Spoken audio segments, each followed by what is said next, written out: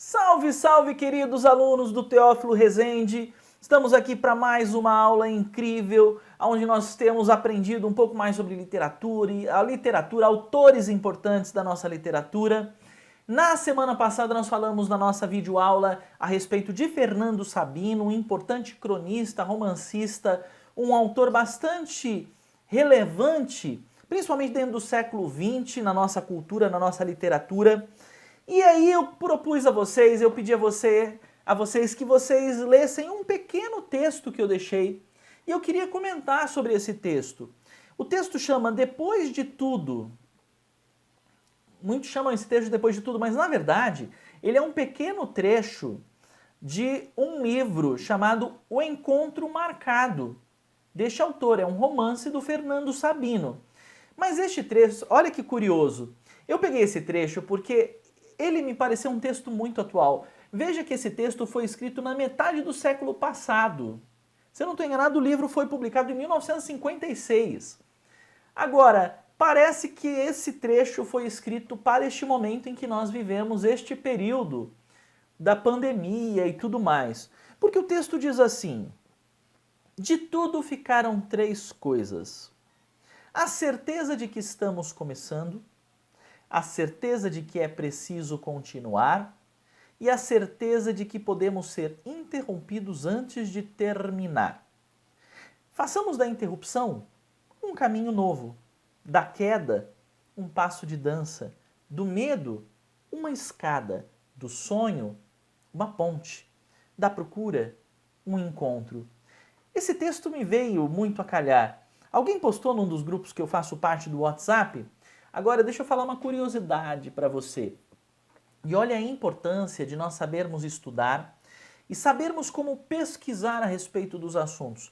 Quando eu li esse texto, alguém mandou esse texto para mim, ou num dos grupos que eu faço parte, e esse texto estava escrito que a autoria dele era do Fernando Pessoa. E aí eu até fiquei encucado, falei, uau, eu gosto muito de Fernando Pessoa, já li muito. Fernando Pessoa é um autor que eu vou conversar com vocês em algum momento aí para frente, porque é um autor português, ele foi um poeta, ele é extremamente importante dentro da literatura em língua portuguesa e tem uma importância na literatura mundial, na cultura mundial. E eu falei, ué, esse texto curiosamente eu não conhecia. E aí quando eu fui fazer uma pesquisa na internet, eu descobri que, eu não sei por que cargas d'água, não sabemos porquê, mas esse texto começou a ser distribuído e com a autoria do Fernando Pessoa, mas isso era um equívoco, era um boato, na verdade, era um erro. Talvez tenham confundido porque eram dois autores, um chamado Fernando Sabino, o outro Fernando Pessoa, e os dois levam o mesmo primeiro nome, né? Inclusive são meu xará, que também sou Fernando Gasparetto. Então, talvez tenha havido alguém que começou a difundir este texto, divulgar o texto com a autoria errada, confundiu, falou, acho que é Fernando Pessoa e era Fernando Sabino, e aí tomou força, todo mundo achou o texto bonito, começou a divulgar, e muita gente está achando que esse texto é do Fernando Pessoa, e não é. Então, é importante isso. Se você tem lido, leu algum texto, leu algum trecho de um texto e quer divulgar, tome o cuidado de verificar de quem é a autoria, de conferir a autoria e divulgar com o nome do autor corretamente. Isso é justo, isso é digno, isso é correto, né? Mas aí, enfim, e aí, lendo isso aqui, eu falei, uau, meu Deus, isso parece que tem tudo a ver com a pandemia, porque de certa forma, pensa, a pandemia não trouxe para nós uma espécie de interrupção de fluxo? Nós estávamos aí, começamos o ano, estávamos indo à escola, eu estava dando aula aí toda segunda-feira presencialmente, etc. De repente, e aí? E aí, o Fernando Sabino, ele fala assim, faça da interrupção um novo caminho. Poxa, não tem o que fazer, nós estamos na pandemia, é necessário isolamento social, estamos preservando a saúde, tendo certos cuidados diferenciados, e agora o que eu faço? A vida é interrompida e acaba tudo? Não! Eu vou pensar em formas de viver bem a minha vida de maneira diferente. Trace um caminho novo. Comece a traçar, Fernando Sabino diz, caminhe por uma direção diferente, de uma forma diferente, de uma maneira diferente, seja criativo, seja inovador. E aí ele fala, e da queda um passo de dança, porque de repente, nesse período, a gente, olha, tanta gente ficou triste, chateada, ficou com medo, entrou em pânico, tanta gente ficou tão triste em virtude de, poxa, projetos que perdeu, eu mesmo.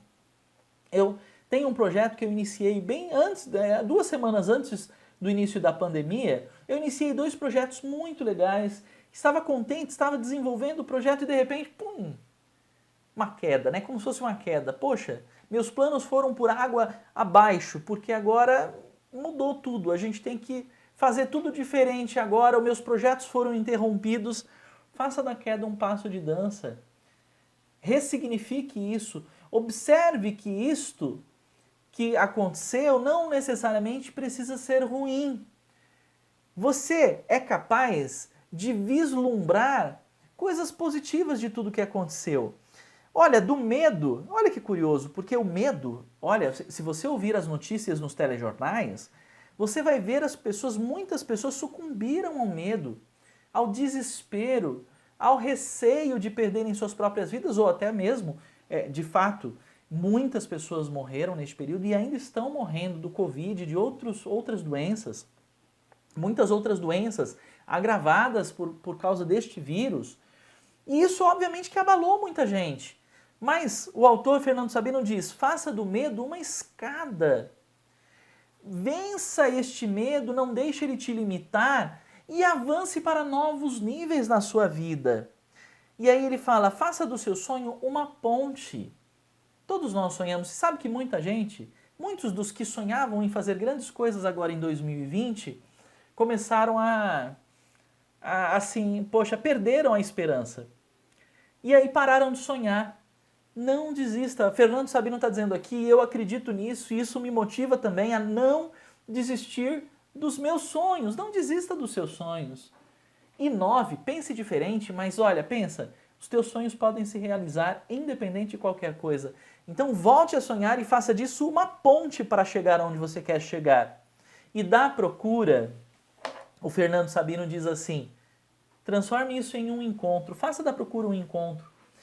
Tenha uma atitude que te leve a encontrar aquilo, a se encontrar consigo mesmo, a se encontrar com coisas que talvez você... Poxa, pensa assim, olha, a gente pensando sobre essa situação da pandemia, eu tenho 41 anos de vida, eu nunca vivi nada parecido.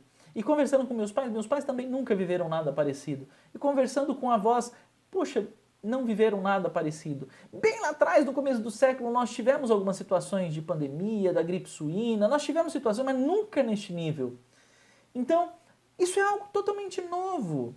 E vai gerar, e pode gerar e proporcionar muitas coisas boas a partir das suas ações, das suas atitudes e deste posicionamento de, peraí, vou fazer desta procura por algo melhor, até mesmo, pensa, o tanto de gente que está envolvida na procura, na busca, nos estudos para chegar a uma vacina, ou uma solução, ou um remédio, alguma forma de acabar com essa pandemia e até mesmo acabar com o vírus.